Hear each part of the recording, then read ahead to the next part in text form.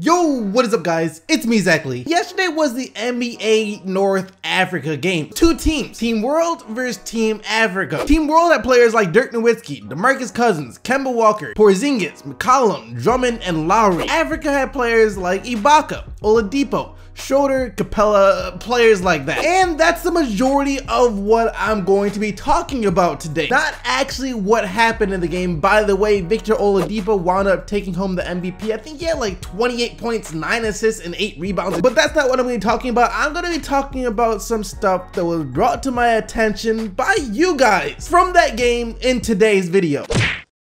And the first thing I'm going to talk about has to be Kyle Lowry. You guys remember when Kyle Lowry used to be one of the more out of shape players in the NBA? Not meaning he was out of shape compared to like a regular human being, but compared to other NBA players and point guards, he was a bit on the bigger side. That was back in the 2014-2015 NBA season. Even back then, his teammate DeMar DeRozan, his teammate and one of his best friends, put him on blast, saying that he used to make late night McDonald's runs like 2 in the morning every single night. And I don't care who you are, if you're a professional athlete or not, that is never a good idea. So yeah, Lowry wasn't the most in shape NBA player. But back in the summer of 2015, after that year where he was out of shape, Lowry made it his mission to get back into shape. Now, he said he was gonna lose a lot of weight, and the main thing that made him want to lose weight was his wife. His wife told him that he played best back when he was in college shape, so back when he was skinny. This was her way of saying, yo, you're letting yourself go a bit here, Lowry. You're getting kind of big out here. And then he also said that Chauncey Billups, who was one of his mentors, said the older you get, it gets easier if you try and lose weight to stay in shape. And the last one is true. If you're heavier, you're putting more strain on your body, and it also makes it much harder to get up and down the court when you get up there in age. He wouldn't have lasted as long in the NBA. And all that was back in 2015 when Lowry was still only 29 years old. It's 2017 now, and Lowry is 31 and will be turning 32 later in the season. So I guess he's still using that logic where the older you get, the thinner you have to get, because Lowry has lost a lot of weight so far this summer. Shout out to the man Legend of Winning for sharing this picture on Twitter, because when I saw it, I was like, dang, is that the same person? Check out this picture of Kyle Lowry in the South African game yesterday. Look, there is no denying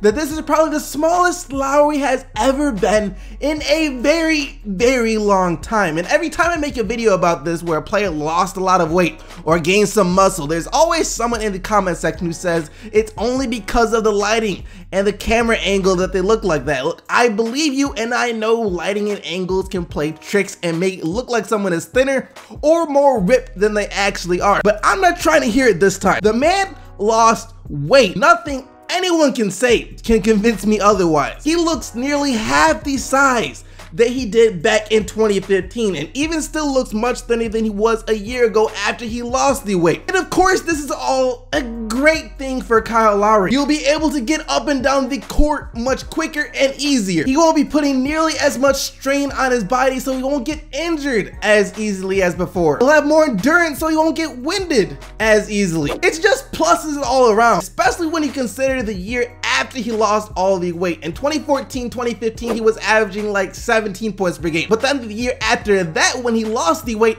his numbers jumped all the way up to 22 points per game. So his playing got much better when he lost weight. Now, I'm not saying that I expect his numbers to jump like that again, where he goes from like 22 to 25 to 26 points per game, but this change of weight, this new thinner Kyle Lowry will still be much better than he was last year, and that's a great thing.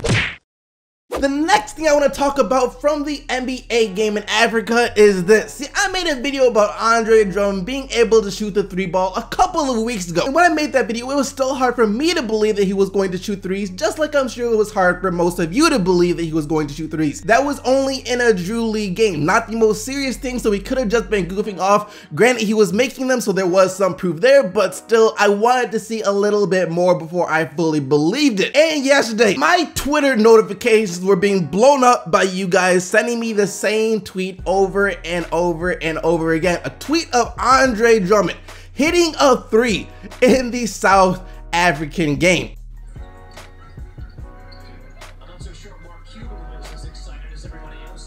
That pretty much confirms it for me. Andre Drummond will be shooting threes next year. The Africa game still might not be as official as an official NBA game, but it is more serious than a Drew League game. And if you look at the footage, it's not like he was just joking around when he first shot that. You know, it's not like when Dwight Howard would take threes back in the All-Star games a few years ago. It wasn't the same thing. He shot that with confidence that it was going to go in. He shot that like it was just a normal thing for him to do. It's confirmed. Andre Drummond will be shooting threes next year. Probably not too many, but still, it'll be one of those things where if he somehow, for some reason, winds up with the ball past the three-point line and there isn't a defender in sight, he's gonna let it fly. I mean, he was just 1 of 4 from distance yesterday, but I'm not saying I expect him to be Steph Curry or Klay Thompson or anyone on that level, but just, you know, he'll make them every now and then. One thing I still don't understand though is how he's shooting threes now, but still can't make free throws. Like I said, he was 1 of 4 from deep last night. Do you know what his free throw percentage was yesterday? He was 1 of 6, 16% from the free throw line.